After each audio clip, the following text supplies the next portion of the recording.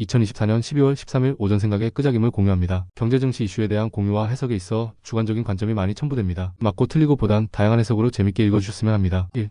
여기 쓴 글의 여러 내용 중 다양한 시각으로 시장을 보는 해석이 도움이 되고 재밌다는 분이 계시고 그딴 거보다 재미난 이야기나 가끔 올리는 종목들 보며 수익 낼 만한 거 찾는 것이 재밌다는 분이 계십니다. 뭐든 상관없이 숏폼 등 짧은 영상이 익숙한 지금 같은 시대에 생각보다 긴 글이지만 읽으시면서 뭔가 얻을 수 있고 도움이 되는 소스를 단 한 개라도 각자에 맞게 찾으셨다면 이 긴 글을 쓰는 명분이 되고 힘이 됩니다. 재밌게 읽히시길 바랍니다. 뉴욕 증시는 최근 추세 중엔 드물게 주요 지수가 동반 하락한 날입니다. 실업수당 청구 건수가 2달 만에 최고치로 나온 것 외엔 특별한 이슈는 없습니다. 원체 많이 오르고 높은 자리니 소폭 조정으로 봅니다. 조정폭도 크진 않습니다. 지금 미국 증시는 버블이 끼어있긴 하지만 과거 닷컴 버블과는 또 다릅니다. 미국은 올해 한 차례의 금리 결정이 남아있는데 현재는 0.25%이나 가능성이 높은 상황입니다. 3. 환율이 쉽사리 내려오지 않고 있습니다. 어떻게 맞고 있던 1,400원이었는데 전세계가 경악할 한마디와 행동으로 1,440원까지 치솟게 되며 지금은 1,430원 내외를 움직이고 있습니다. 최근 언론을 통해 국민연금의 달러가 환율 방어에 쓰인다는 이야기가 많습니다. 결론부터 이야기하면 아직은 그렇게 하진 않는 듯 하다입니다. 4. 국민연금도 해외 투자를 하려면 외환시장에서 원화한 국돈을 달러로 바꿔서 해외 투자를 해야 합니다. 개인도 마찬가지죠. 국민연금이 1억 이렇게 투자하진 않다 보니 원화를 매도하고 달러를 살 때 환율이 오를 수가 있습니다. 그래서 국민연금은 한국은행과 외환 스와프를 해두었습니다. 국민연금이 원화를 한국은행에 주고 한국은행이 달러를 빌려주어 환율에 문제가 영향을 미치지 않게 스와프를 합니다. 무제한은 아니고 10%까지 가능하고 국민연금의 해외 투자 금액이 4,800만 4,900억 달러니 최대 500억 달러 조금 안되게 외환 스와프가 가능합니다. 현재는 110억 달러를 스와프해서 사용 중이라 합니다. 인터넷 네이버에 외환 보유고만 쳐도 한국은행이 보유한 외환 보유액을 확인할 수 있습니다. 4,000억 달러를 마지노선으로 보면서 관리하는 모습인데 최근 4,150억 달러 내외를 유지하고는 있습니다. 한국이 위기는 맞지만 아직 지표 자체가 최악은 아니다로 보시면 됩니다. 물론 심리적이나 정치인들 하는 거 보면 이미 바닥이라 지하실 말곤 더 갈 곳은 없긴 하지만요. 어제는 선물과 옵션 동시 만기일이었습니다. 예상대로 오후부터 외국인들이 끌고 올라오면서 증시는 3연속 플러스로 마감했습니다. 정확히 탄핵날까지의 지수 위치로는 끌고 올라오며 마감했습니다. 이번 지수 반등의 큰 수혜는 대형주 위주였습니다. 중소형주는 대부분이 털리다 보니 이제 개별적으로 손바뀜이 이뤄지거나 악성 매물로 보인 투자자들이 선절하고 나간 종목부터 반등 속도를 키울 것으로 봅니다. 외국인들은 계엄령 덕에 예정이 없이 더 달달하게 하방까지 밀어 털어먹고 이제 롱상승으로 해먹으면 되는 구간이 왔습니다. 탄핵 이슈가 내일 있지만 현재 돌아가는 판은 탄핵 소추안 통과 가능성이 높아 이제 정치적인 리스크가 계엄령 사태만큼 반영되진 않을 겁니다. 혹시나 탄핵 소추안이 통과가 안 되더라도 그날 이상의 최악은 반영하지 못할 겁니다. 시장은 의외로 한방 맞고 나면 동일한 것은 악재 해소로 받아들입니다. 6. 삼성전자가 54,000원을 지지하고 정확하게 반등을 해주며 55,900원, 3.5%의 강한 반등으로 마감했습니다. SK하이닉스도 17만원대는 안착 이젠 18만원 돌파를 시도할 기세입니다. 외국인들은 현물로는 장중 매도하던 수량만 일부 회수하는 정도로 대응하고 선물과 옵션으로 국내 시장을 올려두었습니다. 삼성전자는 어제 3%가 넘는 상승 중에도 외국인은 100만 주 넘게 순매도로 대응한 걸로 보아 아직은 현물 매수는 매력을 못 느끼나 봅니다. 삼성전자는 58,000원을 작은 박스권 상단으로 잡고 저길 못 뚫으면 다시 눌림 조정을 받고 하단은 54,000원 지지선을 보면서 대응하시면 좋을 듯합니다. SK하이닉스는 삼성전자와는 조금 다른 상황입니다. 엔비디아의 HBM 직접적인 효과를 보고 있기 때문에 18만 1,000원으로 갭을 띄어 올려줘야 내달리지 않을까 보고 있습니다. 그 전까진 17만원을 기준으로 박스권하며 자리를 만들어 둘 거로 보입니다. SK하이닉스에 관심 있는 분이라면 한미반도체와의 움직임을 같이 잘 체크해 보시기 바랍니다. 7.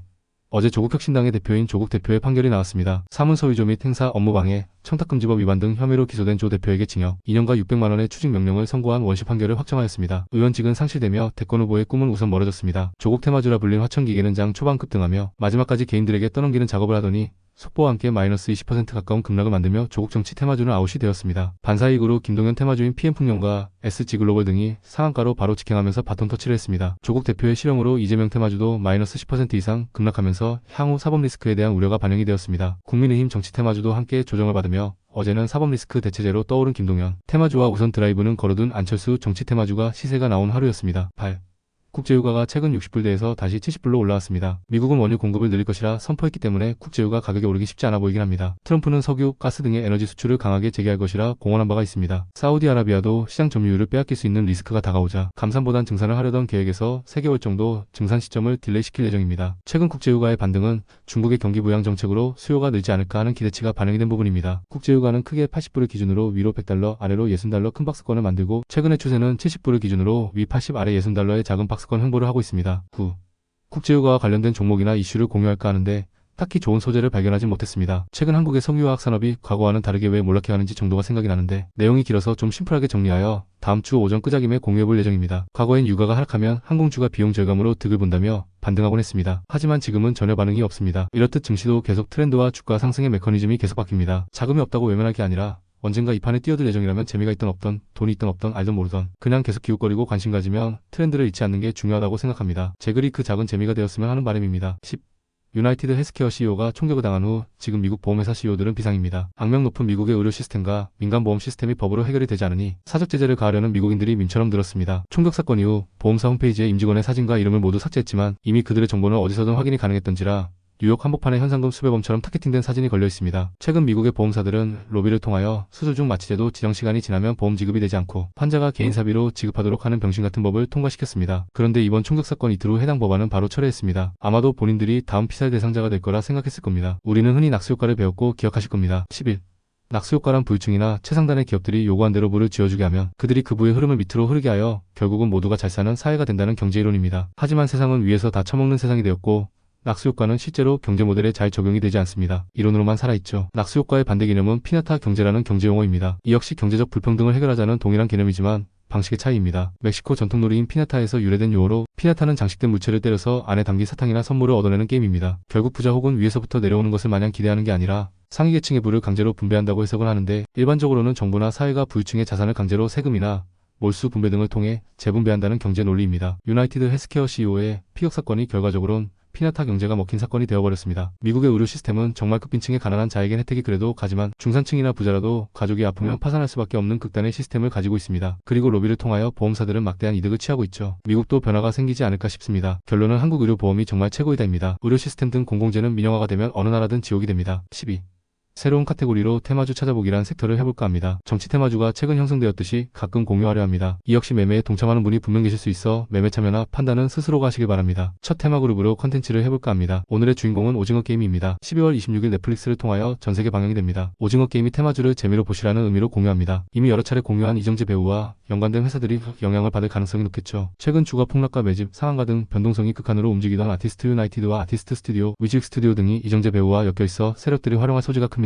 여기에 격가지로 VFX의 강자인 덱스터와 신규 상장주인 M83도 같은 그룹으로 묶여 움직일 가능성도 보입니다. 그 외엔 쇼박스를 비롯 관련 엔터 배급사들이 숟가락을 얹으려 할 텐데 메인은 저 45종목 정도 위주로 구경하시면 재밌을 겁니다. 최근엔 계엄령으로 인한 정치 테마 섹터가 강했기 때문에 테마 섹터로 한바탕 해먹을지 모르겠지만 시장은 언제 어떻게 좋아질지 또 모르기 때문에 가까운 일정이 있는 오징어 게임이 테마 그룹주를 한번 공유해봤습니다. 13. 재미난 이야기 리뷰입니다. 어제 1520번에 공유한 라이프 시멘틱스입니다. 공유한 날 우선 작정하고 드라이브를 걸었네요. 어제 상한가에 들어가긴 했습니다. 이번에 바로 드라이브를 걸면 날리지 대략 7천만 9천원까지 올린 후 조정기간을 거친 후 향후 더 큰 시세를 내는 그림을 그리지 이제부터 여기 붙은 세력들의 자금력과 어느 정도 큰 꿈을 키우는지 볼 수 있을 듯 합니다. 스페이스X와 하는 비즈니스가 팩트라면 그림은 크게 그릴 거로 봅니다. 리뷰로 종종 공유하겠습니다. 14. 리뷰 시리즈 이어봅니다. 아름다운 노을의 별명을 붙인 노을입니다. 11월 25일 22번부터 적어놓은 내용을 보시면 더 이해가 잘 되실 겁니다. 노을은 참 어설프게 한동훈 인맥주로 엮여서 동호회들이 엮여버렸습니다. 어설프다 보니 제대로 드라이브를 붙이지 못하고 3,800원 내외에서 계속 두들겨 맞고 하락을 하는 모습을 반복합니다. 아마도 최근 돌아가는 판을 보면 누군가는 석양의 노을로 보시는 분들도 계실 수 있다고 했습니다. 개인적으로는 여전히 아름다운 노을로 보고 있습니다. 정치 테마주로는 그닥 재미가 없는지 제대로 기회를 주지 않고 있지만 노련한 누군가는 가두리 양식장에 가둬두고 신나게 두들겨 패는 모습이 보입니다. AI 바이오 본연의 비즈니스로 노을을 판단하시면서 보면 노을이 가려는 길이 보일 수도 있습니다. 노을의 한 줄평은 시작도 안 했다입니다. 15.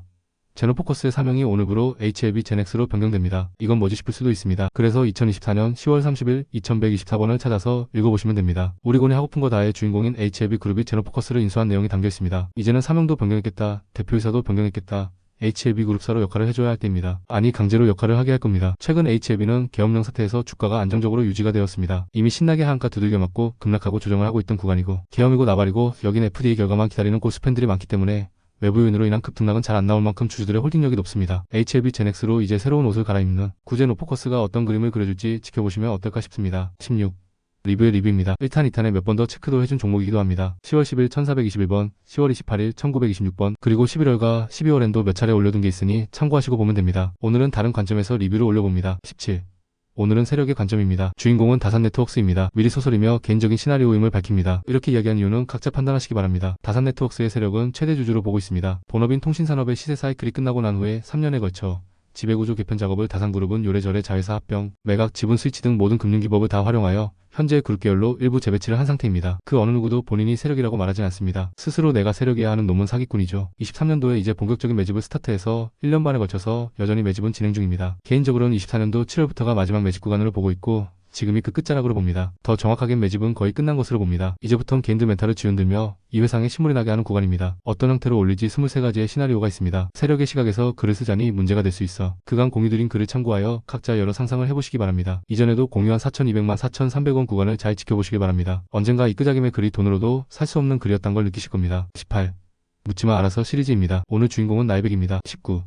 한국 경제나 시장에 대하여 부정적인 내용을 많이 나오고 봅니다. 그런데 생각해보면 어렵다는 경제 상황에서도 다들 해외여행 잘 다니고 계엄령이지만 축제하듯이 탄핵을 즐깁니다. 지금 이 시간에도 주말엔 여행을 다니고 저녁 약속을 잡고 일상을 즐기는 게 현재 대한민국입니다. 산업 현장은 물론 어렵습니다. 자영업자도 어렵습니다. 한국인 자산의 대부분은 부동산 몰빵이고 대출이자를 평생 갚아야 하는 사람도 많습니다. 최근의 문제는 정치가 크긴 합니다. 나라를 위한 정책과 예산 편성이 아니라 지들 권력을 위한 예산 편성과 집행 품앗이 슈킹을 해먹으니까요. 이건 굳이 여야 상관없습니다. 솔직히 역사가 보여주듯이 다 비슷합니다. 다만 적당히 몇 명이 해먹냐 너도 나도 쟤도 다 해먹냐 차이입니다. 지금 외국 자본이 한국을 이탈한다곤 하지만 실제로 한국이란 나라가 망하지 않을 걸 아는 게 외국 자본입니다. 그들은 과거 IMF 당시 해먹었던 것처럼 한국 시장에서 또 해길 바랄 겁니다. 다만 하지만 IMF 때랑은 외환 보유고도 많고 선진국 대열이라 불릴만한 GDP를 보유하고 기본 체력이 30여 년 전과는 다른 게 현재 한국이기 때문에 더 스마트하게 치고 빠지기를 활용 중입니다. 만약 외국인이 한국을 진짜 이탈한다면 첫 번째는 미국 부대나 한국 거주 미국인이 갑자기 동시다발적으로 한국을 빠져나간다거나 금융시장에선 국채를 자세히 보시면 됩니다. 사족이 길었는데 걱정은 하지만 우려만한 걱정은 아니고 금융 사이클로 보면 파동의 어느 한 부분일 뿐이다입니다. 20. 오늘은 매주 다가오는 악재인 금요일입니다. 12월 초에 악재 끝판왕을 맞이했던 터라 오늘은 이외로 소폭 상승 마감을 할 가능성을 열어는 둡니다. 다음 주부터 국내 증시가 추세를 이어가려면 오늘은 보합 내외 조정이나 혹은 소폭 상승 정도로 지수치를 끌어올리는 게 위치상 좋기 때문에 외국인들이 현물이나 파생 상품을 통하여 어떻게 국내 증시 위치를 맞춰둘지 지켜보겠습니다.